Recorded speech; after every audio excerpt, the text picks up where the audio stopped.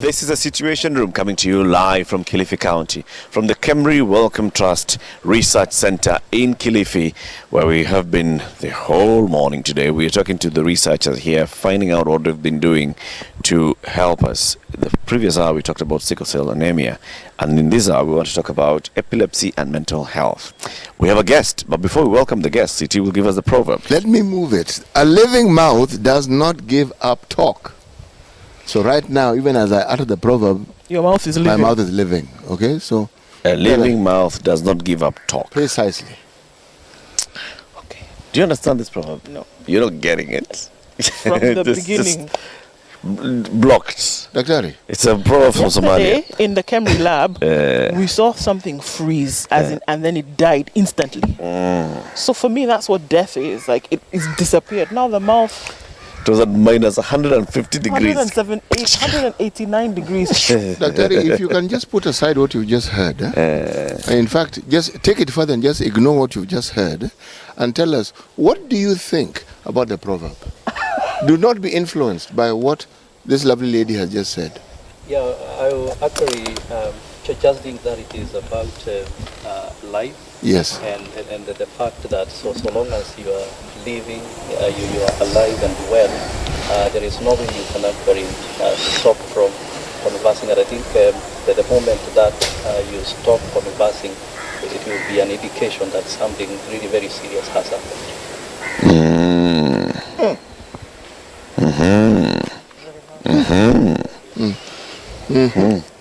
Even Siti hadn't thought about it that way. His mouth is Dr. Symon Kariuki, Simon with a Y, is a research scientist at the KEMRI Wellcome Trust research program. And he's here because we want to talk about the work that they do, epilepsy and mental health research. Dr. Ari, we visited a facility yesterday and we were told this is where Dr. Kariuki spends his day. And you were in fact in there spending your day, but you were in a meeting, so we were not able to have a long conversation. But one of the people who was working with you in the program was telling us about it and telling us the good work that you keep doing, the good work that you do. We found very many people who were queuing to see the various specialists. And then we were told by your assistant that all these are patients of epilepsy and they come here regularly to get support from your facility. And you've been conducting research and the connection between epilepsy and mental health. Now let's start with the basic definitions. What is epilepsy? Thank you very much for having me. So epilepsy is a very serious neurological disorder, which means that it affects the brain. And it has to be a very enduring condition. So you must have it for a long period of time for us to conclusively say that you have epilepsy. What's a long period of time? So it can be anything after 24 hours and more, but the clear definition here is when we talk about you experiencing seizures, which we usually think that should not be caused by any immediate identifiable causes, you must have at least 2 of those unprovoked seizures, and they should be 24 hours apart. So if you have 2 of them within 24 hours, then that is not going to be considered as epilepsy. So the doctor will have to wait until when you experience another one outside the first 24 hours. And once you have those ones, and then they can confirm the fact that they are not due to an identifiable cause, such as an acute infection, maybe a hand injury has just happened, or maybe you had not eaten well and you had low blood sugar. Once they rule out that, then they are going to make a diagnosis of epilepsy.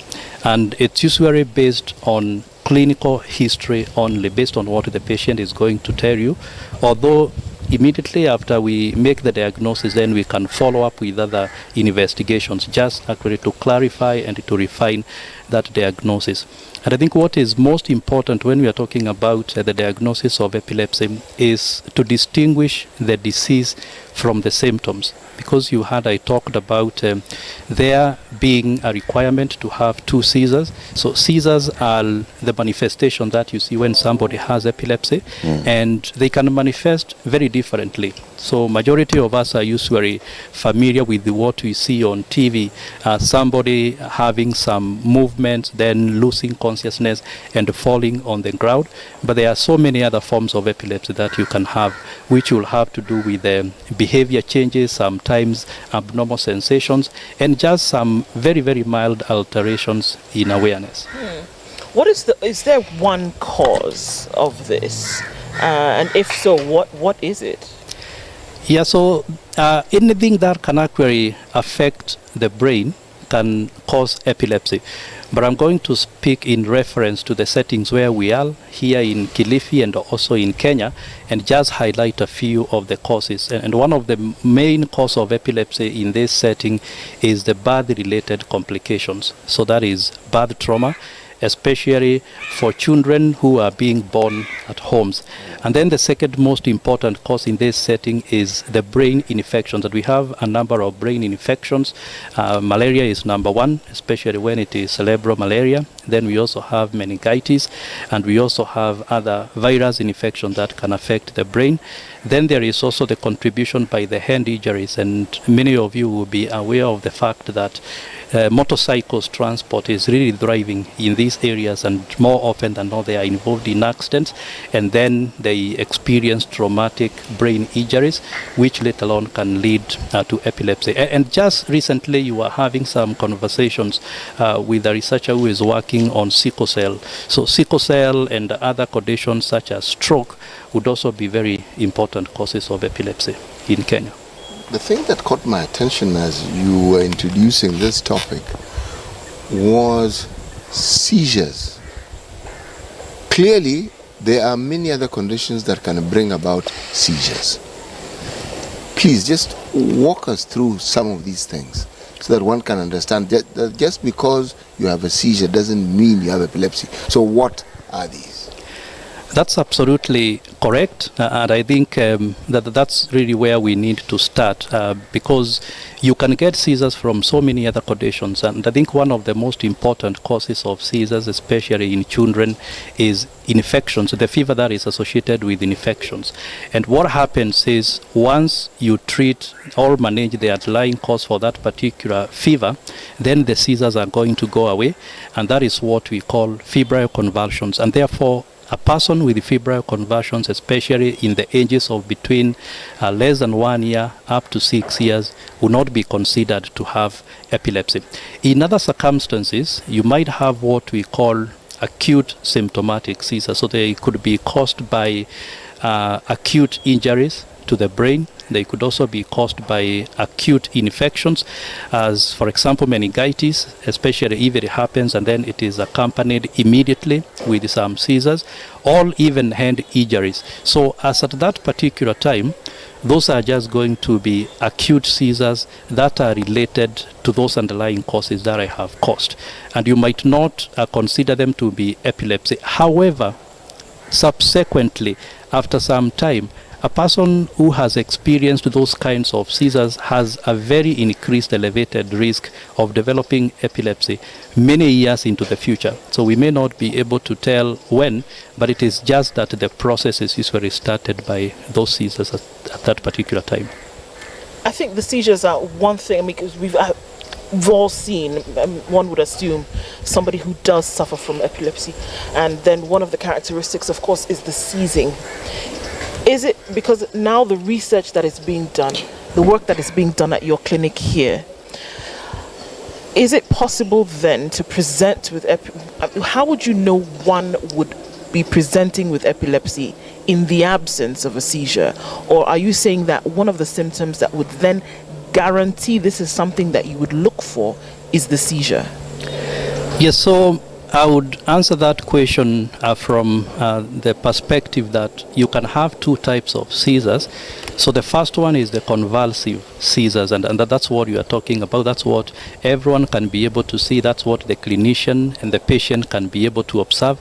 And when they come to the clinic, they may be able to tell you that they had that, and they might even have a video of them convulsing or even seizing. But there are also so many other types of seizures which we call non-convulsive seizures. And I think that's where you are asking the question, which is very important, because it highlights the hidden burden of epilepsy.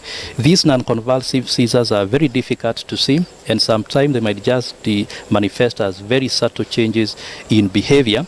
and therefore all even slight change in awareness. So somebody just loses attention very briefly, and then if it's a child at school, the teacher would just be accusing them of being inattentive, whereas actually they could be experiencing epilepsy, but it is not known. So we usually do some... Wait a minute, I don't get that. Say that again. So somebody is in class, one moment they're attentive, and then the next they seem to have zoned out. Yes. And that is a seizure. That is a seizure. So it's a type of seizures that technically we usually call absences. So they usually last very few seconds. And actually when you are talking with this person, you may be able to observe because they will actually get out of touch with the reality momentarily, and then you may start seeing that their eyes are blinking very fast like that, and then they are back in.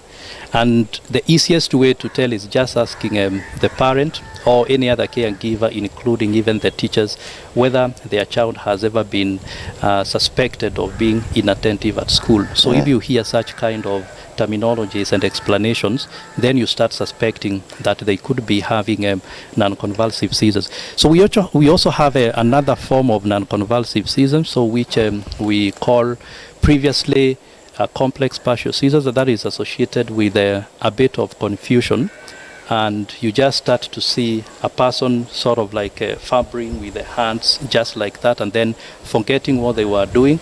If they were actually crossing the road, whether there is traffic or not, they just continue crossing, and therefore unless you intervene, then they will be at a very great risk of experiencing an accident. All those things that you've said, birth trauma, brain infection, could be cerebral malaria or meningitis, head injury, none of them has the word mental health. Now you're conducting research on epilepsy and mental health. Where is the link? Yeah, so we started first on epilepsy because it's a condition that we've studied for a very long time here, since the year 2001. And then with the time we realized that majority of the patients who are coming to our clinics with epilepsy were also experiencing mental health problems. So specifically depression, they could also be having anxiety disorders, and they could also be having psychotic disorders. In the literature, it's estimated that about 20 to 50% of these persons with epilepsy will have these mental health problems. But what is most interesting about the co-occurrence of epilepsy and mental health problem is the etiology. So are these mental health problems directly caused by epilepsy? Are mental health problems the ones which are causing epilepsy? And that sort of like becomes an egg and chicken relationship. But we could also have a situation where this person might have experienced a brain damage early on in life, especially the causes that I have talked about, hand injury for instance, and then that damage ends up actually giving you two outcomes. So the first one being epilepsy and the other one being mental health problems. And we also have, for example, the genetics. And genetics is having sort of like changes in your cells or DNA that could actually lead to both of the problems. So it is important, very important indeed, to consider mental health problems in epilepsy for the following reasons. First of all, a patient who is presenting with the mental health problems and they have epilepsy are likely not to respond very well to treatment unless the mental health problems are addressed. And then this usually brings together the caregivers. So you have the psychiatrist managing the mental health problems on the other side, and then you have the epilepsy specialist managing the epilepsy condition on this side, and they are not working in coordination. When you give some psychotic medications, for example antidepressants, what they usually do is they will lower the seizure threshold, and therefore this patient continues to experience more seizures despite being on epilepsy drugs. So they're taking epileptic drugs, and they're also taking antidepressants. Some antidepressants. So those antidepressants ends up actually increasing their likelihood of experiencing seizures. Therefore, if you identify that they have mental health problems, then you are going to make very smart decisions there, and you'll either advise a psychiatrist that don't use these kinds of treatments because they are going to make this person experience even more seizures. To be clear, is there is there a direct link that this person now may be suffering from mental health issues as a result of the disease? Are there certain things then from your research, what you've been able to find, that this person might be in a depressed mental state or, any other kind of mental health as a result of, whatever it is, that the stigma attached to the disease, the condition that they are, where they're not really aware of themselves, being extremely vulnerable when they have an episode? Do you see that linkage? Yes, I see that link, that I like the way you've put it, because the first point is actually the point you've concluded with, because of the psychosocial challenges that this person is experiencing, discrimination, lack of inclusion into the social activities in the community, unemployment, poor marriage prospects. So that usually causes a lot of distress, which might manifest as mental health problems. And therefore, in that case, we'll say that there isn't a very direct link between the disease and the mental health problems, but there is an indirect link because obviously of the psychosocial challenges that the patient is facing.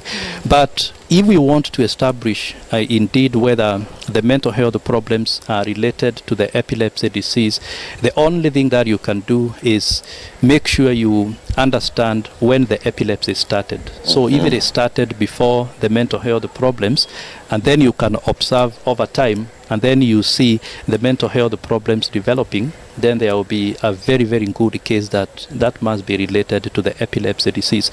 But we are also aware that sometimes when you use some epilepsy drugs, they can actually increase your risk of experiencing mental health problems.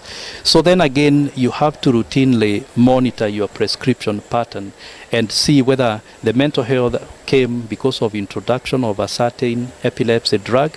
And if you realize that is the case, then you can discuss with the patient about changing the treatment. But obviously, you have really to balance it, because sometimes the drug that is working very well for the patient might be the one that is actually causing the mental health problems. Wow. So it's of a tricky interest, balance. everything you say about epilepsy seems to involve around the brain.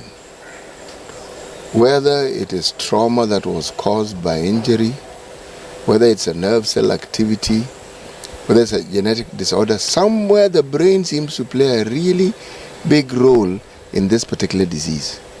And yet our focus seems to be on the manifestations of it. Yes, and that's quite important, because it's what actually we usually use even to dispel the myths and misperceptions about epilepsy, because many of the people, including even ourselves before, we used to focus mostly on how the epilepsy was presenting. For example, falling on the ground, then making some very loud voice, and then foam coming out of the mouth. Yes. And people really never go beyond there, and they'll just start to look for explanations about the same, and then they start talking about supernatural causes, like witchcraft, inheritance, generational causes, and so on and so forth. So if all of us can actually appreciate the fact that you spoke about, that epilepsy is coming from the brain and there must be something wrong with the brain, then I think that alone is really going to address a lot of myths and misperceptions. And that's why we've been conducting some studies to be able to confirm that. For instance, people coming to our epilepsy clinic, we ask them to undergo some tests. One of the tests is called EEG. So you have some wires placed on your scalp, surface of your head, and then they observe the electrical activity, and you can actually be able to tell whether the problem is coming from inside the brain. So we've also been doing studies on magnetic resonance imaging, MRI, and you can see a change in the brain and point that to the patient. The moment they see that abnormality, that's when they'll start accepting actually having a Like that, disease. when you say some wires attached to the brain, you know the imagery one has, you think of the wires that you're accustomed to, and someone poking wires into your head. Cyborg. Eh? Yes, exactly. What makes us think that death isn't too far away. Yeah, so it's actually both of those scenarios are correct, but the ones that we usually do here is not invasive. Yes. So it's just involves placing some plates, metal plates connected to the wires. Then you place them On on your the hand. top in a very standard way, like we know which part of the scalp we need to place the wire so that we can be able to observe the corresponding part of the brain. And therefore it's not invasive. And this is an accurate science. Yes, it's actually a very accurate science, because if you can actually do it when this person is experiencing the manifestation that we are talking about, you can actually observe the changes in real time. And that what has helped us actually to be able to tease out real epilepsy from epilepsy which is not real. Because of the mental health problems that you've asked and the depression, so there are people who will now start attention-seeking behavior, and the easiest way for them to do that is to start acting as if they have epilepsy and doing it exactly as a person with epilepsy does. And the only way we do is just record the video of that person as at that particular time, and then at the same time do the EEG, and we just observe whether when you are having those manifestations, is it corresponding with the changes brain in the activity. brain. And in that case, we'll be able to Within tell the that. medical fraternity, is it widely accepted that this really ought to be looked at from the perspectives that we are now discussing, and that when we talk epilepsy, we talk actually mental health as opposed to something physical or just something purely clinical? Is it widely accepted? It's not widely accepted, so we've been having lots of challenges with that. For instance, in our studies, when we are estimating the size of the problem, because we usually do those kind of studies, so we usually find that about 1% of the people probably have epilepsy in a particular area, maybe in Kenya or here in Kilifi. But later on we realized that is not including another 1% of the people that are experiencing other forms of epilepsy, some of which might even look like mental health problems, the ones I called non-convulsive forms of epilepsy. So I think that's where we need to start, because if these people are not identified, then they are not going to access treatment, and therefore the burden is just going to grow. The premature mortalities, them dying before their date of expected lifespan is going to increase, and they will continue performing very poorly in the society in terms of education and other things. And the point on mental health, the most important thing really is development of comprehensive programs for taking care of these people, so that you can actually address all the unmet needs. Because if you do not include mental health into that discussion, then it's going to be very difficult. But again, there are other considerations. So we've found that epilepsy and mental health are related, but the specialists themselves, are they willing to work together? So that's one of the challenges that we face. So neurologists want to deal with epilepsy, psychiatrists want to deal with mental health problems, yet we know when they work individually in silos, they are not going to benefit this patient. So then we really need to work towards collaboration, getting them together, and bringing psychiatrists, neurologists, nurses, psychotherapists, all of them together, which I think will need to be addressed through some policy and legislation changes. Hence the research to inform all that. We'll continue this conversation after this break. Dr.Symon Kariuki is conducting neuroscience research here at the KEMRI Welcome Trust facility in Kilifi. Usimuone hapa hivyo. This man is, together with colleagues, directing the neuroscience research at the research program. He has chaired the National Epilepsy Coordination Committee in Kenya since 2016 and is chairperson or member of task forces and advisory committees of various international epilepsy organizations. So the person who's sitting here is one of the foremost authorities on matters of epilepsy in the country and in the world, and he's telling us about the work that they are doing on epilepsy and mental health research. Keep it here for more. Coming up after this quick break, this is Kenya's biggest conversation, The Situation Room. This is The Situation Room, the only way to start your day. Conversation continues with Dr. Symon Kariuki, research scientist at the KEMRI Welcome Trust Research Center in Kilifi. He and his team have been conducting research on epilepsy and mental health at this facility, and he's been telling us about the connection between epilepsy, mental health, and why those two disciplines need to work together in treatment of patients of either epilepsy or mental health.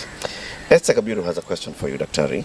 Okay. She says, I have an 11-year-old and she experienced convulsions, saying her eyes were shaking and later she convulsed. Please advise on what I can do urgently.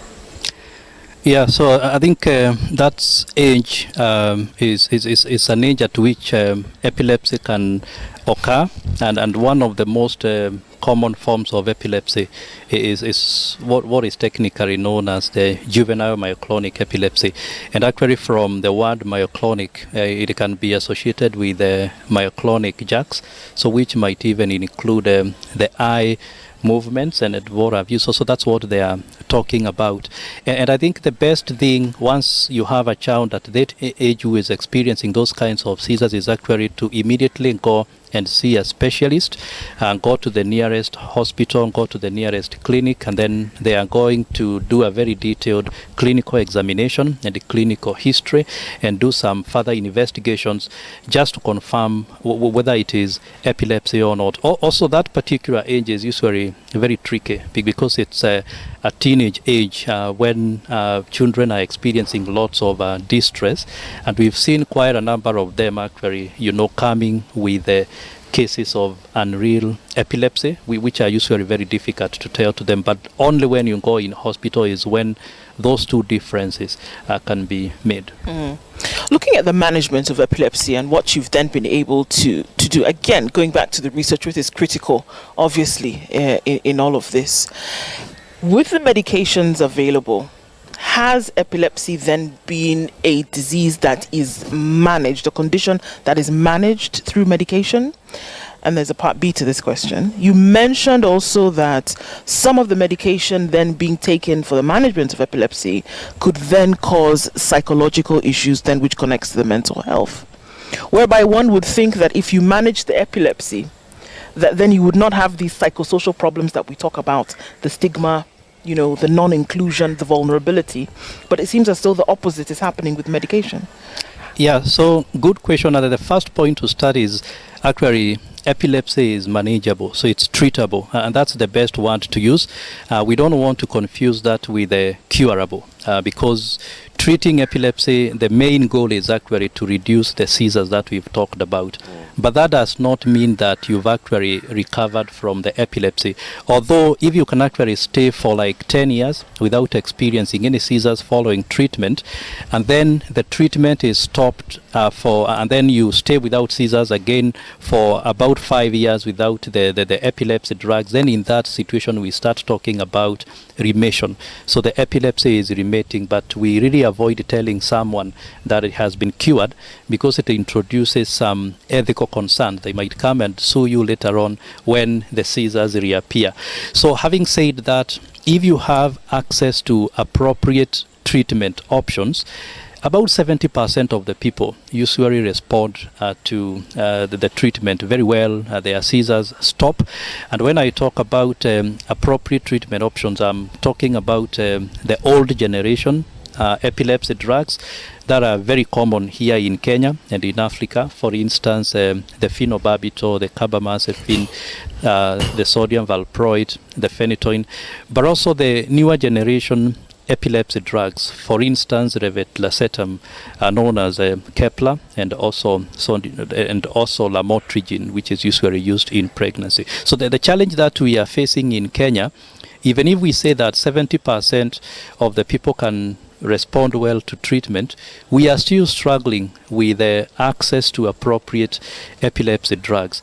For instance, those two I've mentioned last are very, very effective, but they are also very expensive, and many people with epilepsy, because of the poverty that is brought about by the condition, cannot be able to afford. Therefore, the percentage of people responding very well to treatment in our setting will be far much less than the 70% we are talking about. So other than epilepsy drugs, I would also like to highlight that if you do not respond, because I've talked about 70% responding, 30% not responding, there are other available options. And one of the most common option is epilepsy surgery. And epilepsy surgery, some people consider it as a management approach that actually can cure epilepsy. Because what happens is you identify the part of the brain that is actually generating the seizures. You go in and then you cut it out. Unfortunately, the epilepsy surgery programs are very much undeveloped here in Kenya, but I'm very much aware that countries like South Africa are actually able to provide them. So we also have other treatment options like ketogenic diet, in which case you sort of like increase the fat content in the food of the person is taking in, and then you create a situation like the one people with diabetes experience, and for surprising reasons it's been found to help with controlling some of the seizures. And recently we've had a very controversial management approach, and that's some products drawn from marijuana. So they have been used in high income countries that actually found to be helpful, but that discussion is still continuing because I think some further clinical trials and testing is needed before their effectiveness can be established. So then it would appear that it's possible to have an unconventional approach to the management of epilepsy. Yes, it's possible, and it's good. Obviously, one of them is the one I've mentioned, some products of like marijuana, ketogenic diet, but also many of these patients we are talking about, if you examine very carefully the care pathways that they follow, the starting point is usually at the traditional health practitioner. So that's the wagangas, and they are usually given some concussions there, and that being an alternative form of treatment, we cannot be able to establish whether it works or not. And what we've realized, because every time we ask somebody, have you visited these people? Almost every patient says, yes, I visited them. And we are very concerned about the duration it takes from when they develop epilepsy and when they present to us for care, which is actually delayed by the fact that they spent a lot of time with the traditional health practitioner. And that's why we've started programs here of sensitizations, where we are bringing biomedical health practitioners ourselves to actually interact and collaborate with the traditional healers. And we are seeing them as a method of actually solving the problem in these two ways. First of all, we can ask them, let's partner. When we give these patients our treatments, encourage them to take them as prescribed by the doctor, but also train them on giving psychotherapy. So psychotherapy may be able to deal with the mental health problems that these patients are experiencing, and anyone who is appropriately trained, including even those alternative carers, health providers, can actually be able to deliver it. How do you determine whether the treatment or the care that is being provided actually is a treatment, and that it doesn't just deal with the symptoms? Because if I look at care-seeking behavior, a lot of it has to do with the symptom. I have a headache. The headache is not the disease, there's something that's causing it. But so long as I allay the headache, I feel I am fine. But am I really fine? I am told I need antibiotics. The unease that I have and the discomfort, when it goes down, I feel I do not need the medicine. Have we given sufficient thought to understanding how we, as Kenyans, as Africans, understand the role of treatment and the drugs therein? Yes, so that's something I would say it's actually in like we usually say, in infant stages. So we've done very, very little progress with that. First of all, I highlighted we are still using the old generation epilepsy drugs, and they are associated with a lot of adverse effects, which usually actually discourage the patients from taking them. And then if you also try examining how these drugs are being prescribed, the patterns, the dosages, and so on and so forth, that has actually been informed by studies which have been done in other non-African populations. So we could actually be giving people this particular dosage and maybe causing some problems, and we are not very much aware. all else, we could be assuming that the dosage is working for them, but actually maybe Africans need a much higher level dosage for them to respond to treatment. And we've actually started doing those kinds of studies. So the student that you met yesterday is actually doing a PhD on response to treatment when you are treated with these anti-seizure medications. And what she'll be doing is collecting samples and then measuring the levels of drugs in blood. And that's very important because you can actually confirm if this person is taking the medication or not. We've had two scenarios where somebody tells you they are taking medication and because of stigma they have actually not been taking, but then you ask them for the sample, you do not detect any medication in the blood sample. But we also have another situation where a patient will tell you, I've actually not been taking medication. But then when you test, you find actually they have some drugs in their system, epilepsy drugs in their system. And we've come to understand the reason why they don't want to disclose is perhaps because of stigma. So they don't want, because if you are seen with these epilepsy drugs, people will already start stigmatizing you, especially in a marriage situation, marriage setting. When you get the treatment, women will have to hide them because the moment the spouse finds out, there is a very high likelihood that they are going to divorce them. Can it be transmitted? I mean, is it transferable from mother to child or from parent to children? Because these are those fears in a marriage setting. I have married somebody who is epileptic. Now this one is just going to affect my family line.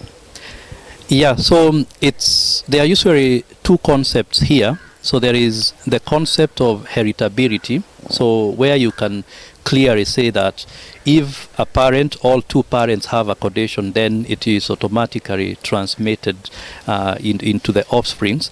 So for epilepsy, it's very much different from sickle cell, the ones that you are discussing today. But there is actually a possibility that a parent could be carrying a gene, so a gene which causes epilepsy, and then that gene is passed on to the child, but it does not necessarily mean every time the parent passes the gene to the child that they are going to experience epilepsy, because it is possible that you can have that gene in an inactive form in that particular person, and then it will maybe start manifesting the symptoms of having impact in the next generations. But on the same note, if you see somebody with epilepsy, in as much as we say that genes could be making a contribution, it does not necessarily mean that the genes that I have, which you've confirmed are present, and I have epilepsy, were from my parents. So it's possible to have what we usually call spontaneous mutations. They are sort of like changes in the gene, which might not be in the parents, but they can actually happen in the child. And therefore the child will be having epilepsy independent of the parents. But I think from the point where they have experienced that epilepsy, then going forward, there is then that possibility they can pass that particular gene. Dr. Let me read some two questions on YouTube. People on YouTube are asking a number of questions. One is Hannington, who says, my son stammers a lot and is a slow learner. Is it something related to mental or epilepsy? Yeah, so the very good question there. And so we are doing these epilepsy studies in children. And in children, we are more concerned about some disorders we call neurodevelopmental disorders. And neurodevelopmental disorders include motor impairments, intellectual disability, like what they are indicating there, and also communication and expression challenges. So most likely that child has a neurodevelopmental disorder, and therefore they needed to see a developmental specialist, maybe a pediatrician or even a developmental psychologist. But having said that, there is a very close relationship between epilepsy and neurodevelopmental disorders. We've actually done it here in Kilifi, and we found that children who have epilepsy actually are at an higher increased risk of developing those motor impairments, autism spectrum disorders, behavioral and emotional problems, and also communication problems.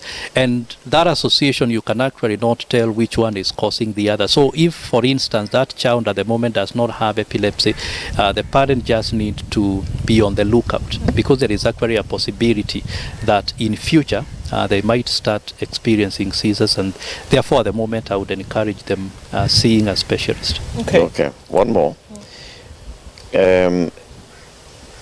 Ken says our daughter was put on KEMRI some years back. Her seizures stopped, but her temperament changed completely after that drug. Yeah, so it happens sometimes, and I think that's why we were talking about the treatment that you are using actually sometimes working for you. So it's a paradoxical relationship, but then at a price. And it can actually affect temperament. But another important drug other than KEMRI, which can also be used so much in children, is Phenobarbital. And I'm highlighting this drug because it's very readily available in Kenya, and many of the people with epilepsy will be on that treatment. If you prescribe it in children, it would work in some instances, but then it's going to be associated with attention deficit hyperactivity disorder.